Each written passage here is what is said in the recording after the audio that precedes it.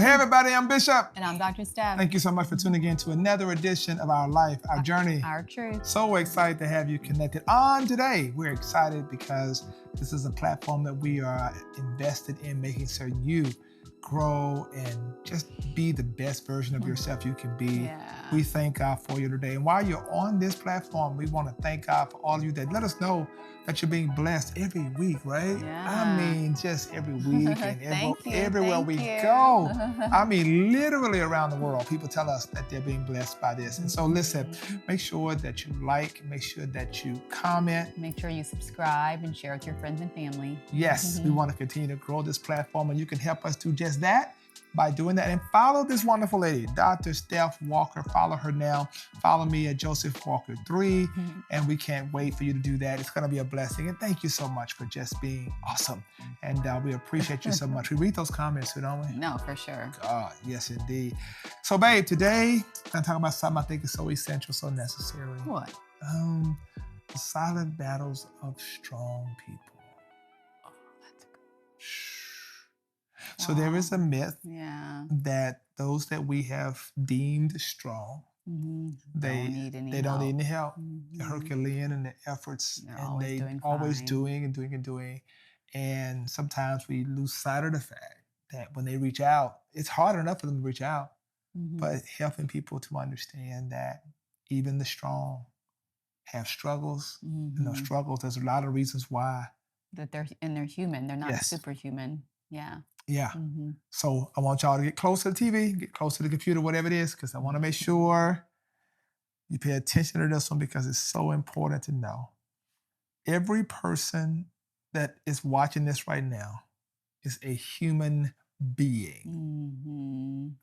Never allow your humanity to be hijacked by the expectations and perceptions of other people. Live in that humanity in such a degree that you recognize, like yourself, that you bleed, you hurt, you struggle.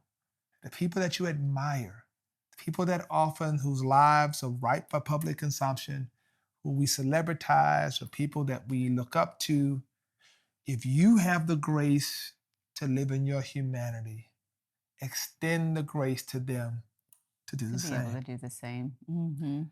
And there's a lot of reasons why a lot of people who are strong in terms of our projecting that upon them, why they are so quiet in their suffering is because of the fear of what it may cost them to be transparent. And to share. Yeah. Isn't that something?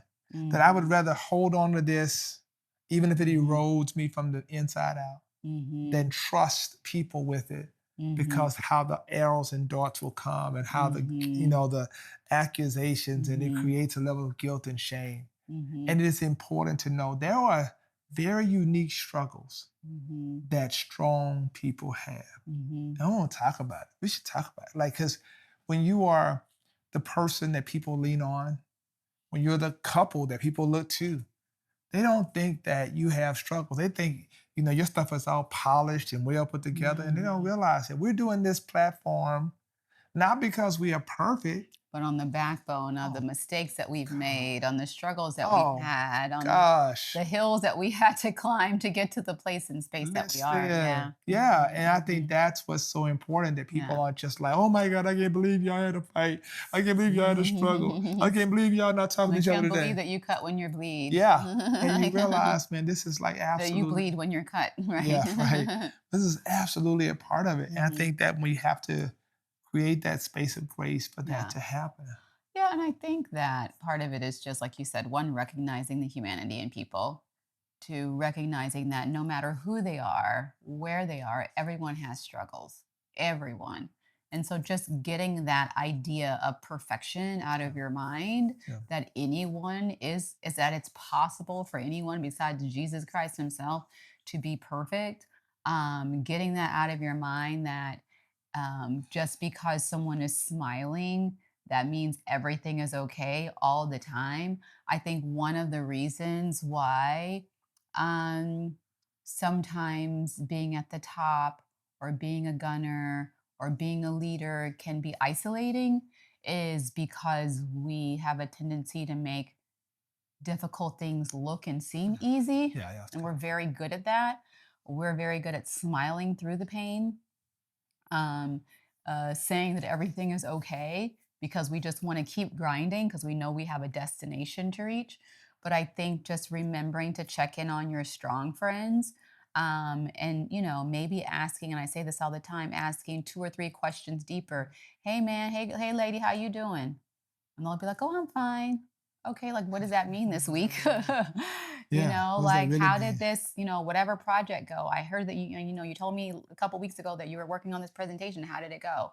Or, I like to ask my friends like, "That's great, but how are you doing?" Yeah. No, really, you. Like in the midst of all of this that you have going on, are you taking care of yourself? Like how is your family? Like how are you doing in this process? That's one of your strengths. You have a level of discernment that you can pick up things from strong. You live with somebody who's Mhm. perceived to be strong, and Mhm. yet there are times which you're like, you see me go from one tragic phone call to another phone call to Mhm. another, and you just pause it, man, how are you doing? You gotta And stop and stop, process all of process this. all that. Like it's just one thing after the next. And I think Mhm. that it's just important, I think, to make certain that you are thinking about that people who are your strong friends and people that you Mhm. have to be intentional and not assume Mhm. that everybody's checking on them. Mhm. Because Yeah. because if everybody assumes that, Then nobody will check on nobody's them. doing it. So Mhm. you have to. Or assume that they don't need to They be don't need checked it on. because they got a Everything is whole, fine. yeah, they got a Yeah. whole. No, it's and Mhm. we've seen this, right? Mhm. I have friends, so does she. We have friends and people who are extraordinarily famous, influential, and you realize why they remain connected, why they always respond when you text, why they reach out, because they don't, even though the world, sees them one way, it's not many true, authentic people that really care about them Them as individuals, as human as beings, as human people. beings. And we don't call saying, "What can you do for No, me?" We're no, just calling to no. check on Check you, on make you, sure that you're okay. making sure We're you're not fine. asking you, will you be there? Can Mhm. you donate? Can you support this cause? Like, Everybody's can doing it. you Yeah, the whole put an world's ad doing in the paper for my, it. Yeah, 6-year-old? Like, we're not doing any of that. Can you come and speak for free at this engagement? Stop. everybody. Yeah, Stop.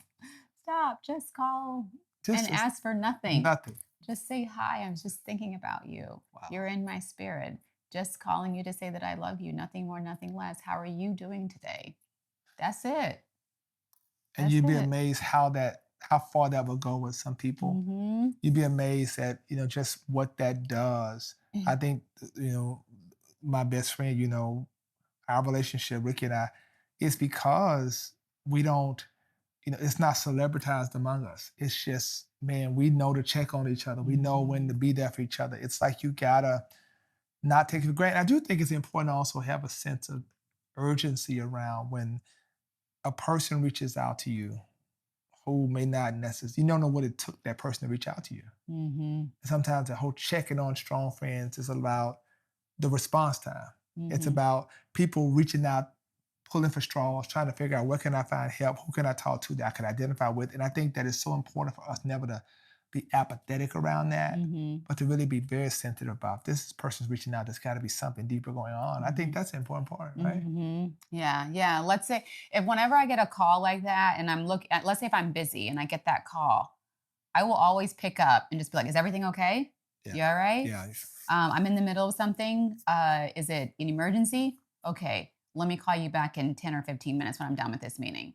But I will always answer, or maybe it's through a text message or what have you. But I always answer and respond just to make sure that if I need to put it off, I can put it off for a few minutes or what have you. So yeah, I Yeah, agree. and that's an important thing because I think how we respond to people in those times is critical, Mhm, right? It's mhm, critical. mhm. It- But what else do you think leads to isolation? Like, or I guess I just said it, it's isolation. Like what? Like, I feel like as Shame, leaders, shame, okay, that's one. shame. Okay, I'm why? like, yeah, I like. Okay, Mm-hmm. all right. I did instances, for example, where I haven't been strong, Mm-hmm. so I'm gonna paint a picture for you.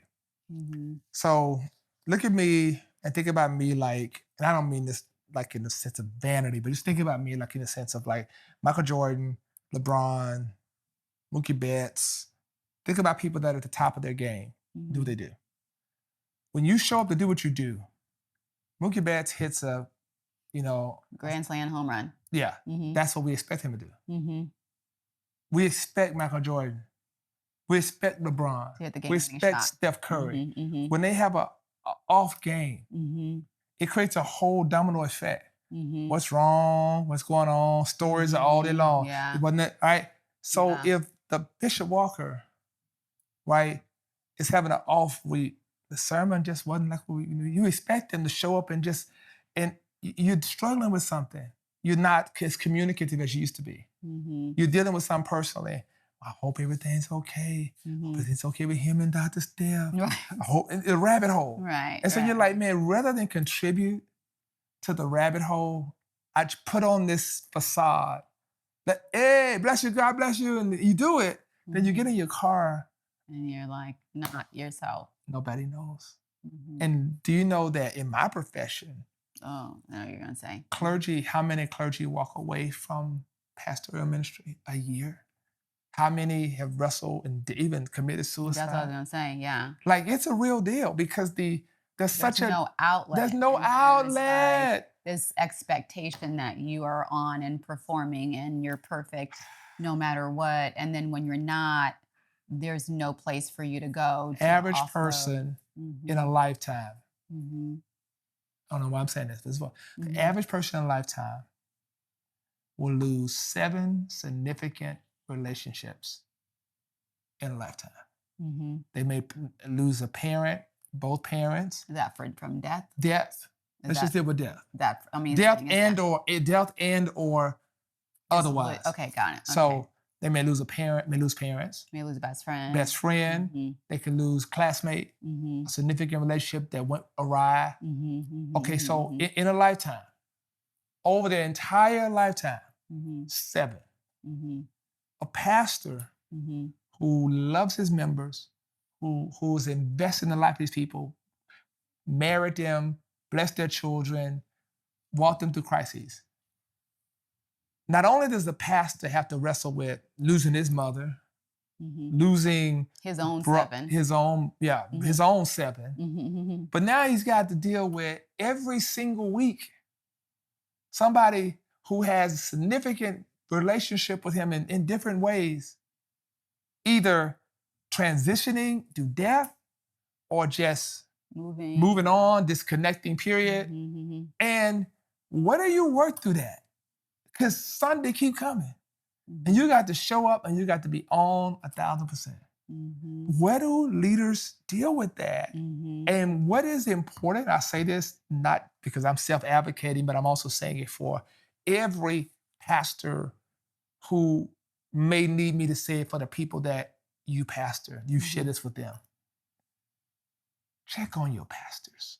Don't just every time, Pastor, can you? Pastor, will you? Pastor, can you? Like, do you know, like, just how you doing? I just want to send a prayer to you. I don't want nothing. I just want you to know that I love you. Put a card, just write it. I read everyone.